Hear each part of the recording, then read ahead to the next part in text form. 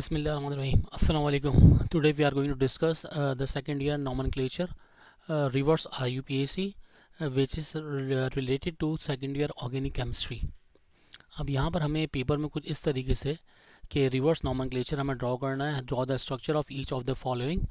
हमें सिंपल यहाँ पे नेम गिवन हो गया और नेम के जरिए हमें स्ट्रक्चर ड्रॉ करना है.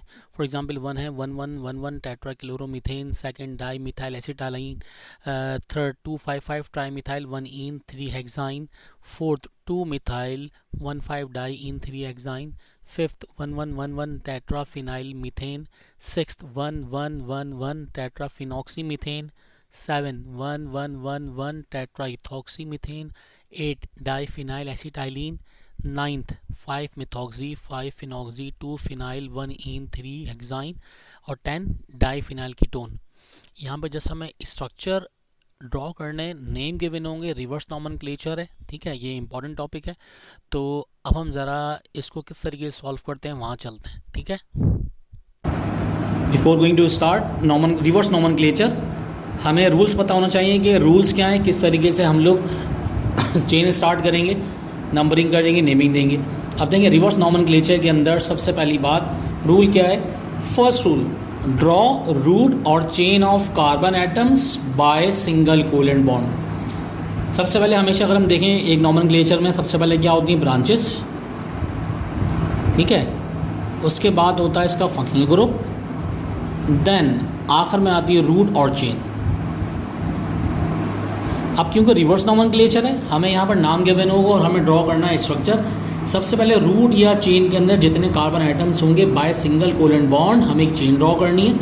उसके बाद second, numbering each carbon atom from left और राइट साइड. हम नंबरिंग करेंगे कार्बन आइटम को, एक ही नंबरिंग भी करते हैं. हमारी मर्जी लेफ्ट साइड से नंबरिंग करें, हमारी मर्जी राइट साइड से नंबरिंग करें, किसी एक साइड से नंबरिंग करनी है.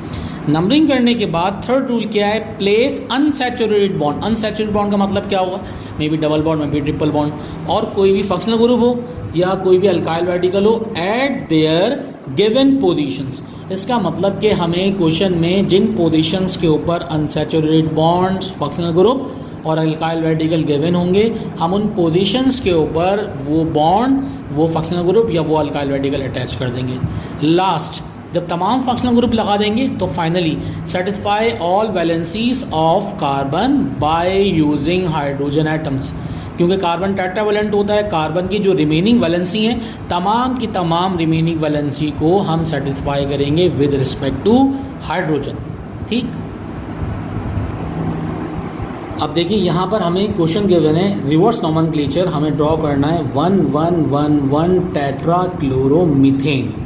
सबसे पहले इसके रूट या चेन देखेंगे. देखिए ये सारे रेडिकल्स हैं, ये फंक्शनल ग्रुप है. मीथेन, नीट ज़ाहिर कर रहा है एक कार्बन आइटम, तो हमने नीट मतलब एक कार्बन आइटम बना दिया, इसमें कोई चेन ही नहीं.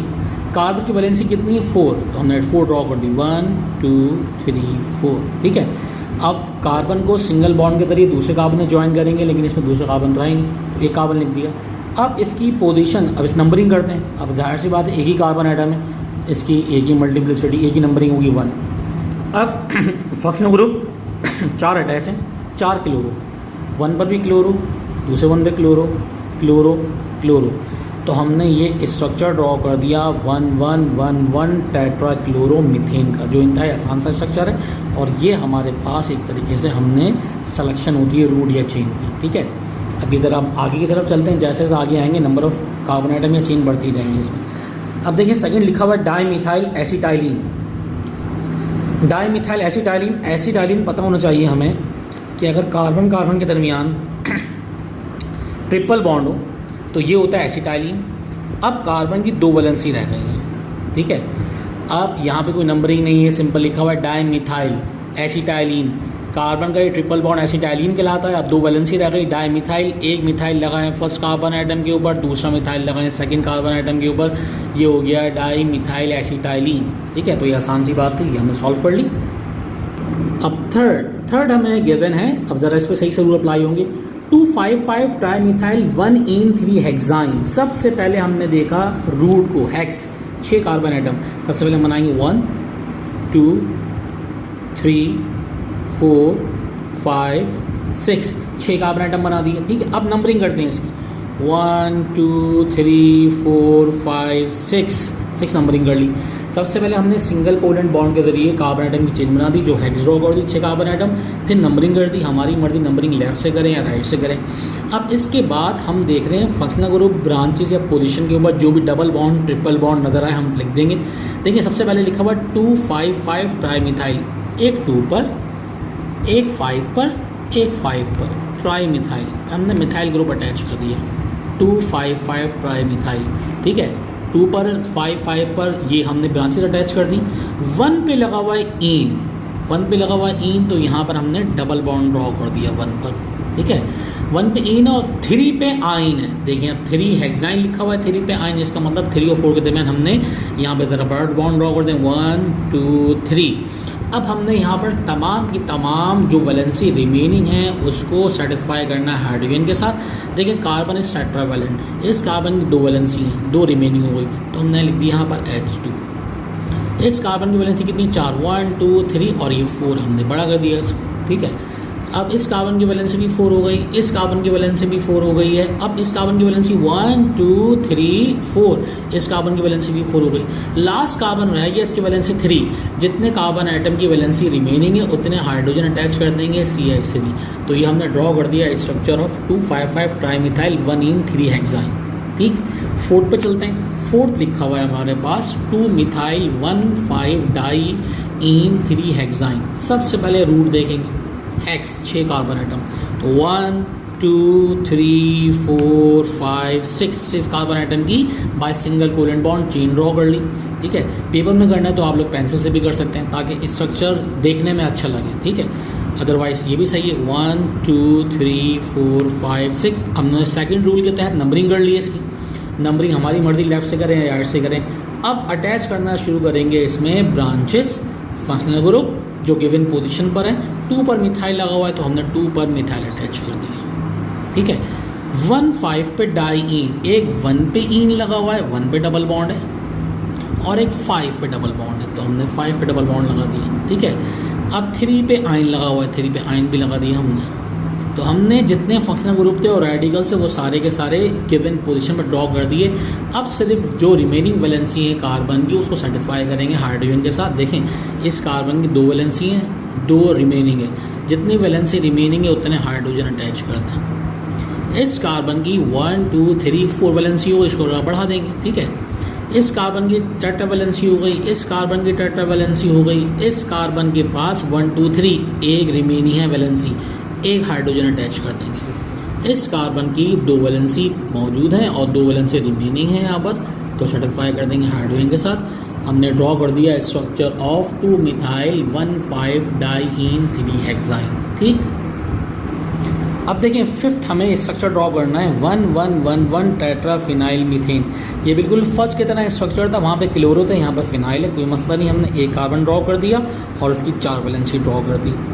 ये अंडरस्टूड है इस कार्बन की जो आपके पास नंबरिंग वो फर्स्ट पोजीशन में है। ठीक है, अब 4 फिनाइल लगे हुए हैं। फिनाइल बताना चाहिए C6H5 को कहते हैं, हमने लगा दिया C6H5 1, C6H5 second, C6H5 third, C6H5 fourth. ये तरीके से ये आपके पास रूट या चेन हो गई। इसकी पोजीशन 1 है तो ये बन गया 1,1,1,1 टेट्राफिनाइल मीथेन। ठीक है, अब इसके बाद हम मूव करते हैं स्ट्रक्चर नंबर 6। स्ट्रक्चर 6 क्या है 1,1,1,1 टेट्राफिनॉक्सी मीथेन।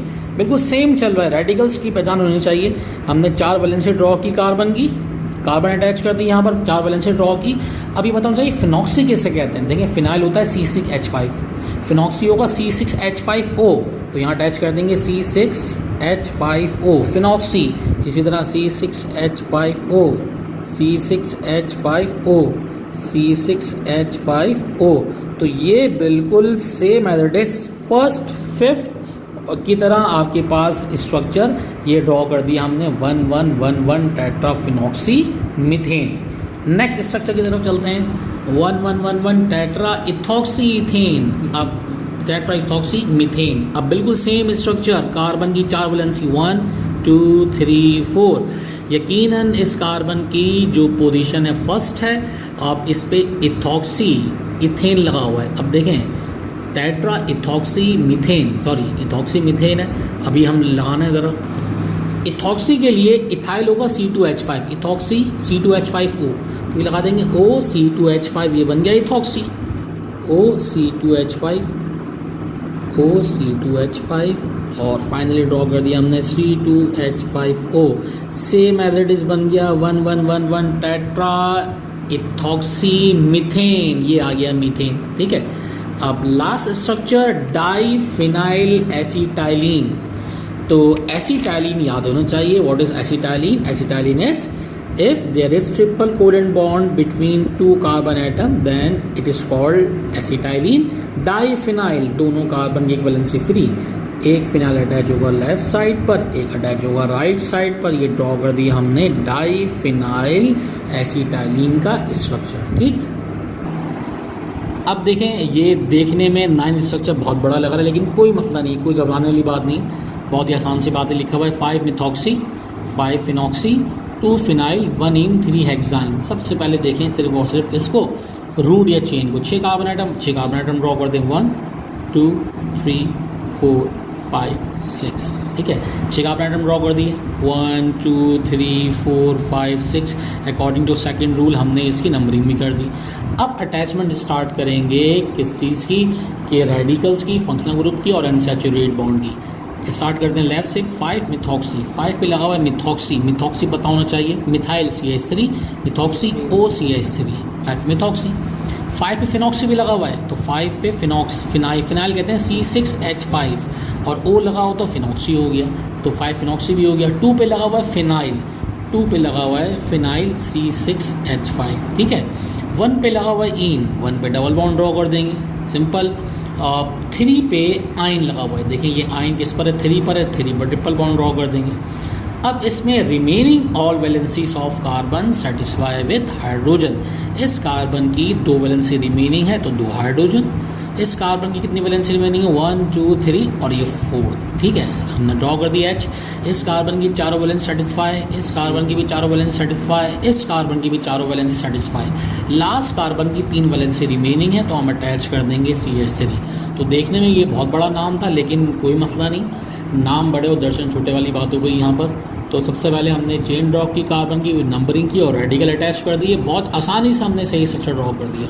अब लास्ट 10 स्ट्रक्चर की तरफ चलते हैं। डाइफिनाइल कीटोन, देखें पहले नाम याद होना चाहिए आपको। कीटोन किससे कहते हैं? CO को कहते हैं कीटोन। ये बन गया कीटोनिक ग्रुप। अब कार्बन टेट्रावैलेंट लिहाजा इसकी 2 वैलेंसी यहाँ मौजूद है।